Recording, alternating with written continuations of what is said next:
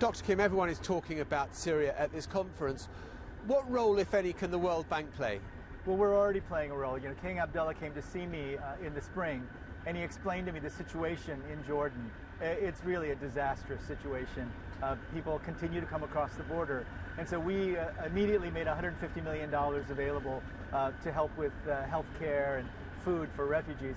We're now working with Lebanon, and we're helping to organize a response to support them. You know, there are 2 million refugees, 1 million children who've now had to cross borders, 3 or 4 million internally displaced people. The humanitarian disaster on this scale requires all hands on board, and the World Bank is definitely engaged. And the World Bank is engaged, but given the scale of the task, is the money that is going in equal to what is needed? Not yet. The Secretary General told us that he'd asked for 4.4 billion, and he'd only received about 40% of that. The Turkish Prime Minister spoke about the enormous needs that they have, and they've only received a very small amount of money.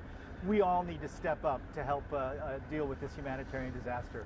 How deep are the divisions here? You know, we had a discussion yesterday, and the details, of course, I can't say. But what I can tell you is that everyone is united, completely outraged at the fact that now fairly widely agreed upon that there were chemical weapons used. As a medical doctor, I've seen the pictures, I've seen some of the data. It really is appalling. Everyone shared that outrage. In terms of what the next steps are in the short run, I think there's still differences, and there may be for a while. But one thing that I took away was, one, everyone is outraged at the use of chemical weapons, and two, people are now uniting around the need to respond in a humanitarian way. What about military strikes? I mean, there's a political argument over whether it should be the right thing to do. There's also an economic argument that's being put that it could lead to a spike in the oil price, doing untold damage to the economies. Where do you stand on that? Well, you know, I'm an international civil servant, and I don't have a position on that. I will tell you, though, that in 2007 and 2008, when oil prices did go up, it has an impact on many other issues. The price of transporting food goes up, food prices go up, the poor suffer the most. And so whatever happens, we stand ready to respond if the oil prices do go up, because the knockoff effects are going to be very deep, and they're going to affect the poorest the most, and they're our primary concern. So I understand you're a civil servant, so without taking sides on the argument, you do accept, however, that an oil spike in the price of oil would be bad for the region. It would be bad, especially for the poorest in the region. It would be bad for poor people everywhere. Now, you know, having said that, we are anxiously awaiting the discussions that will happen. They will happen, I'm sure, at the UN General Assembly. They're happening right now.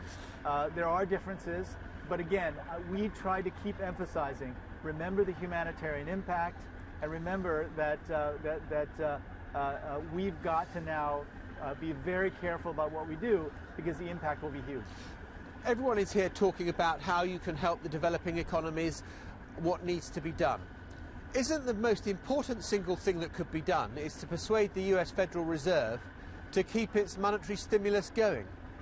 Well, you know, the fact that it's been communicated early that there could be a tapering of the so-called unconventional monetary policy, this is exactly what Chairman Bernanke was supposed to do. What we said all along is that the critical piece of this would be to communicate early and to do it in a gradual way so there's not a cliff.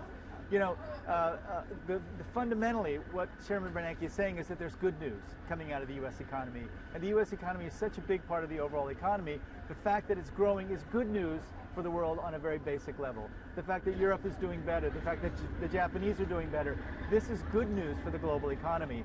We've just got to make sure that the developing countries, especially the emerging market economies that are being most affected now, this is the time for them to take the policy initiatives, you know, really look at their fiscal policies, really look at their public sector expenditures, and tackle the structural reforms that we know they need to tackle. Dr. Kim, I'm grateful to you. Thank you very much indeed. Thank you.